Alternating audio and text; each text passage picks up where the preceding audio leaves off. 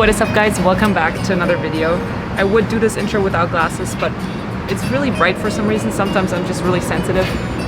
But welcome back to another mukbang video. Today we are at I think the only real authentic Greek place here on the beach that we found. Super cool place, the owner is Greek. And we're doing a Greek food mukbang for breakfast. I have Rod here behind the camera. He's gonna be in front of the camera and we're gonna talk about more relationship advice, perspectives, and experiences, I would say. I'm super excited to create regular content for you guys. We'll have some coffee first because we haven't had breakfast yet, and I don't know, it's just having a gyro for breakfast before having a proper breakfast time, like coffee at least, it's not gonna work. Anyway, we're waiting for the food and we'll get back to you when everything is here. 20 minutes later.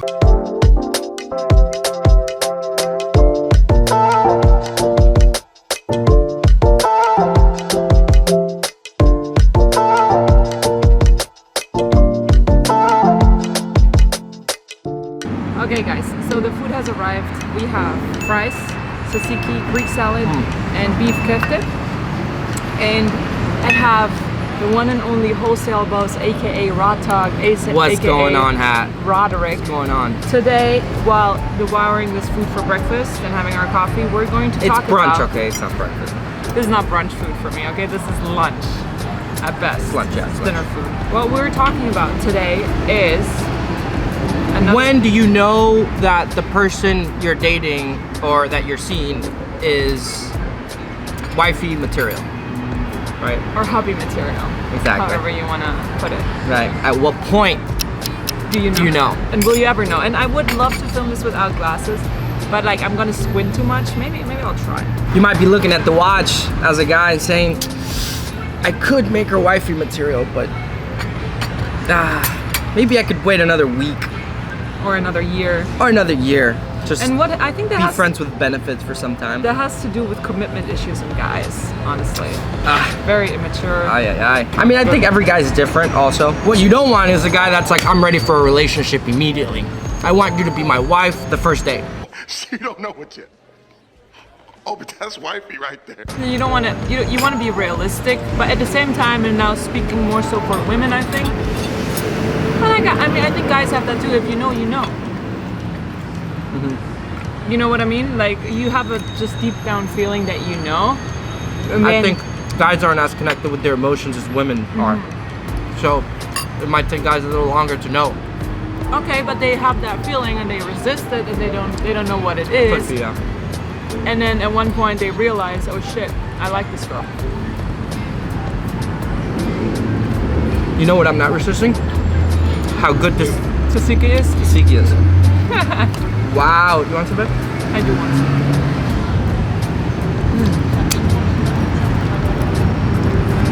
some. So I think for a girl, oh my god, you know that he likes you when he's sharing his food with you. Oh, that's a big plus. He was like sharing, when we started dating, he was sharing my his meals? meal prepped food, and I was concerned. I was like, am I really doing this? Should I be doing this? Is this healthy to do? What am I doing? It felt odd to him in the beginning, right? It was like, I gotta feed her, I have this responsibility to feed this girl. All of a sudden I'm going to the store and I'm buying food for two. I'm like, what? What is this? Why am I doing this? Okay guys, so in order. Oh yeah, show him. Take this out here. So we don't really eat the pita because it's just too many carbs. Too filling. Too filling. We got this because we wanted the fries, and the fries were a little disappointing because they weren't crunchy. But you live, you learn, you grow, huh? That's it. So. Oh, I'm about to go in. Let's go. Okay, so at what point that you're seeing somebody do you know? I think there's a couple signs, right? I would say the first sign is you both see a future together with each other, right? It's like after some communicating, you realize that both of your values and the visions of the life you have are in alignment, right? Like, look, like if you're with somebody and they're like, oh yeah, I'm gonna go live in Hong Kong for the rest of my life. Like, okay, I will send you to Jesus. that might not be you might have a great bond with, but it might not be somebody that you can see, you know, a long-term relationship with if you see yourself staying in the place you are, right? You can't fathom being able to travel to Hong Kong with that person, let's say, right? An example. First of all, I would say it's like having a clear vision of what your future looks like. And it was actually interesting because Liv and I, when we met, she was actually in her MBA with a focus in real estate, and I had XR Holdings, you know, the wholesale boss. Yeah, I was wholesaling. Shameless plug. You are still wholesaling. We're still wholesaling. We're still. And we had that common like link where we were both in the real estate space, you know? That was one thing. And then the next thing is that we were both like, dude, let's get stupid wealthy. I always wanted to be rich. You know, so we both had that same vision in mind, whereas like real estate's a place to be, a lot of wealth is the place to go. I love it. I love it. And I think that's really important too. The person you're seeing has to have the same drive you have. If you are super ambitious and you want to reach things in life, and the other person's just like complacent, that's fine too, right? Like they have their job, they're happy where they are, they have their little apartment, and it's just like, oh, I'm fine. It's not gonna work, to be honest with you. It's just like the person you're with has to have the same drive. And that's like what I really love about him. He's so driven and so ambitious, and like I find myself in this, and we're able to, you know, ride each other's wave and like encourage each other and motivate and feel also validated in wanting to do more. You know, some people are like, why are you... Oh, I love that. That's really good. Why are you like, you shouldn't. Why do you want to go to the gym all the time? Yeah, why do you want to read so much? Why do you want to learn so much? And why are you going to the gym 2 hours is too much? Or why are you working so much? Like all these things, right? People. And that's our case, you know. I think everybody's different. Like, Yeah. look, you might be the type of person that like just, dude, you're a hippie, and all like power to you. You just gotta know who you are and what makes you happy. You know, this is what makes us happy. Like we wouldn't be happy if we were just hipping around all day. And which I tried a little bit. Just doing yoga, meditating, which is totally cool if you do. I love the enlightened lifestyle. It's just not for us. Yeah, and it's like and you have to know who you are. Exactly. Yeah. Because if you know who you are, then you know what you're gonna attract, and you have to be authentic about what it is you want. I love and that, not say, oh, I'm this type, I'm this lazy, but I want somebody that's like motivated and driven. Yeah. It's like, you know, you're probably not gonna find that, you know? No, exactly. You attract who you are, right? And it's like what Rod said. If you're, you know, just know who you are to know what you like in another person, right? I think, and I'm sure there's different cases where people are complete opposites, but I would say generally, like, you fit better if you kind of align in your core beingness.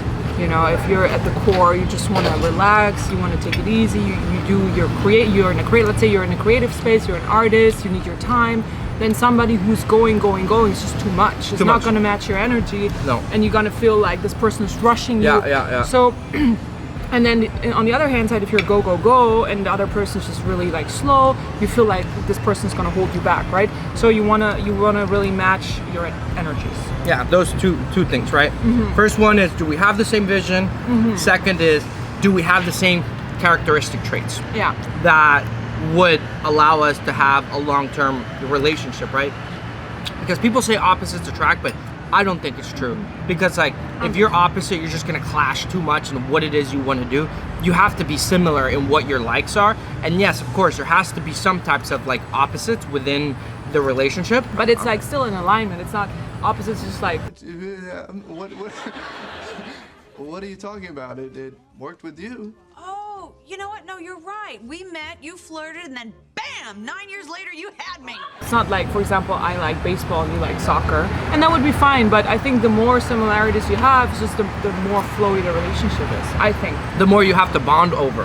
That's it, yeah. It doesn't have to be. I don't think it's like a must that you like exactly the same thing. Guys, I hope you're taking notes because we're dropping absolute bombs sauce. here, okay? Like, if I were you, I'd have my pen and paper ready. Like, okay. For real. Okay, I'm ready. By the way, if you guys have any particular subjects you want us to talk about, Please, you yeah. want the great Liv to put her insight on, please drop a comment below. I know I'm definitely gonna drop a comment below because I want her to keep talking and eating. Eating for sure. Now then, can you drop point number 3? Oh, point number 3. All right, so we have characteristics. I mean, we have vision. Vision, character. We have characteristic, and then the third point. Do you like this? I mean, I guess it blends in with characteristics in a way. But do you? Because you can have the same vision. The characteristics you're talking about, are they motivated? I think the third one is still in the characteristics realm, but it's different than like career in a way. More so of like how well do you get along? Can you see yourself getting along with this person? Is this person funny? Are you funny? Do you feel, oh, I guess I know what it is. Do you feel yourself when you're with them? Ooh. So the third very one is, important, do yeah. you feel? Do you feel like you are authentic when you're with that person? Or are you walking on eggshells because you're afraid to say something that could upset the other person? I think that's really important. I think the biggest sign of a successful partnership is that you can be more and more yourself. Yeah. If you can, then you have to look at the relationship and at it yourself. Maybe you could be yourself, but you don't dare to, right? So you would have to. Oh my God, we were hearing that. a case of just a friend, let's just put it that way, that was with a guy for about 10 years, and he was living a fake life Oh my God. all this time. Oh my God, he was lying about who he was, what he did in his career, and they got married.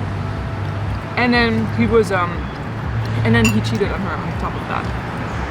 On top of that. So, I think it comes up a lot of times, specifically when you meet somebody that you want to pull up a front, and this used to happen with me a lot, that's why I know. Like, you meet somebody and you want to pull up a front because you think that person won't like you for who you really are. You think they would only like this image that you created of yourself, whatever it is, right? And you have to live up to that, and you think that if they see your defaults, they're not going to like you for who you are. That's a failing formula. Yeah. Because if somebody doesn't like you for who you are, it's gonna come out sooner or later because Yeah. you know you don't change. You are you. You know. So I would always say, like, make an analysis on how authentic you are in the relationship. No, I think that's super important. Like, and if this person doesn't like you for who you are, then you shouldn't waste Oh my your time. God, there's so many people out there. I think the fourth point, how do you know if the person's right for you, is I thought I had it. If you can be yourself with them. If you can be yourself with them, and if they like accept you for who you are, which doesn't mean that you have to, like, you can't grow, right? But like the person's like, okay, this is where we're at, and then let's grow together, right? And it's a constant process. So I think if somebody is judgmental over things like over ways of being that you are, I think then it's also questionable. Does it make sense? Absolutely. Yeah. Because if they judge who you are, then because it's like not let's right. say you're just, you know, everybody has some type of like tics, right?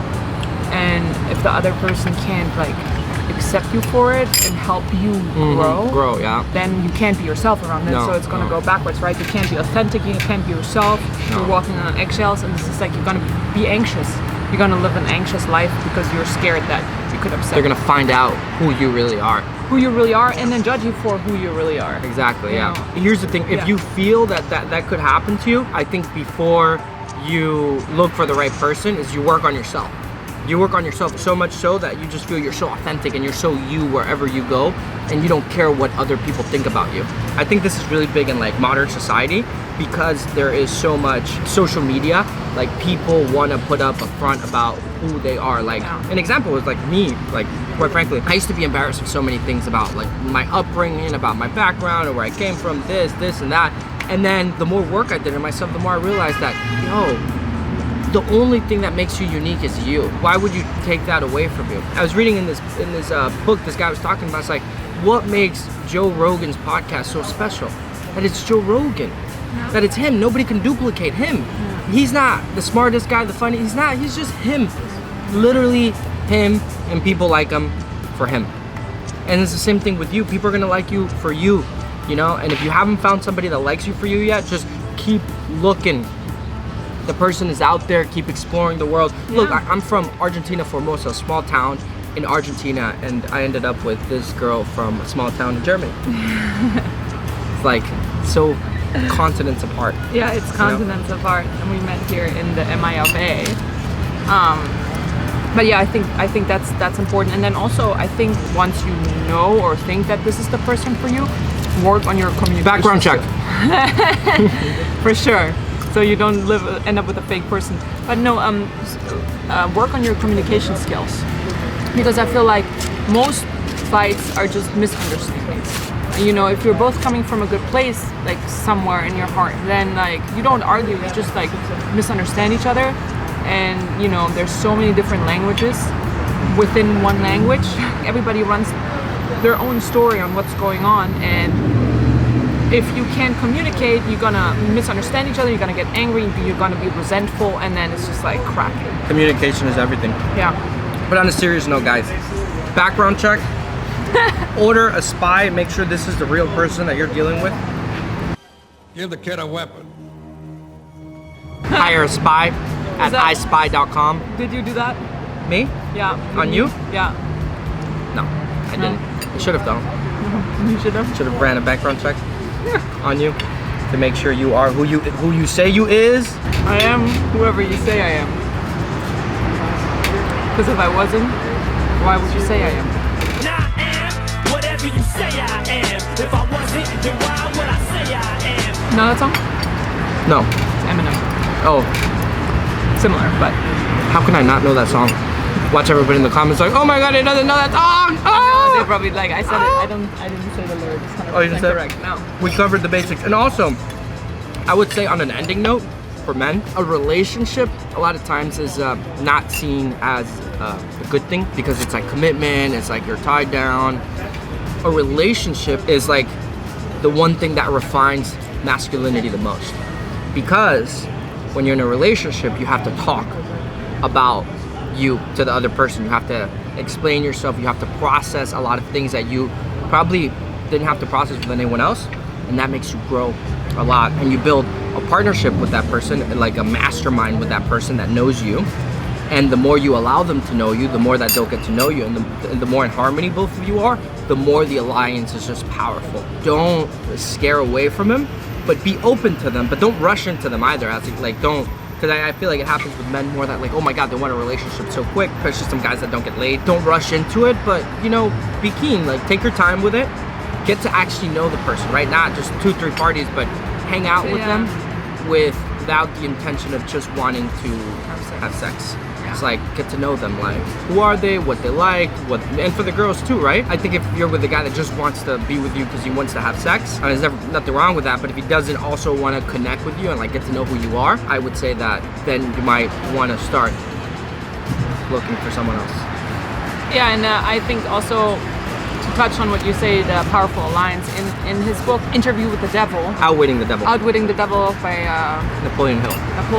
The devil, he's interviewing the devil and said, like, to see why people fail in life, right? The devil says that to Napoleon Hill himself, like what made him, so to speak, get the devil out of his mind was he fell in love with a woman of his choice, and together, and that's where the word mastermind also appears, is if you're masterminding together, and that's what they did, you think for yourself and you create something really powerful, a powerful bond. And I think that's what Andrew Carnegie said, also in book by Napoleon Hill, is that a man and a woman, or like a couple, together is the most powerful force there is, because just together in alignment and like, because you have each other's back. Yeah, and so you're no matter what by happens, by love and purpose, like a unified purpose. No matter what happens with your partner, like they always got your back. So even if you fail, it's not as bad as failing alone. Exactly. You can get back up and keep going. It's just really powerful, and I want to add a comment on like why relationship, like men feel like they're being, and maybe women too feel they're tied down, they're not free. Free from what? That's like the question. Free, what you're free from? You know, because like, what is your goal in life? You're gonna die, right? And damn! I mean, that's the truth, inevitable truth. No, you're gonna die. I'm gonna live forever. And what do you want to leave in this world? And I think the most like beautiful thing and the most powerful thing to leave is a family. And I have to note here, if a relationship is, this guy didn't agree with me. If a relationship is controlling, controlling and you don't feel free because your partner is actually like a controlling person, Then that's how it should be, because she's controlled, because I control her. That's a different story. But the point here is really like you should be the freest when you're with that other person. I think that's a really important note, that relationships free you, liberate you, but relationships liberate you. They do liberate you. And like and if you don't want to have kids and you want to stay single forever, that's completely fine too.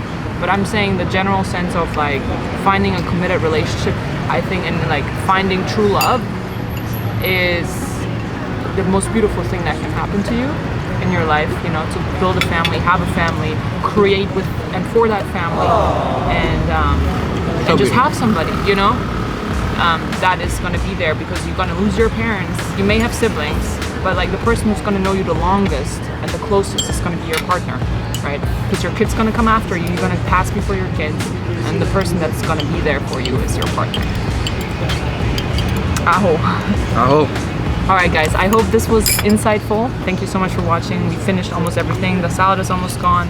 Tsatsuki's gone. We have a lot of fries left, but we're going to save that for the next video.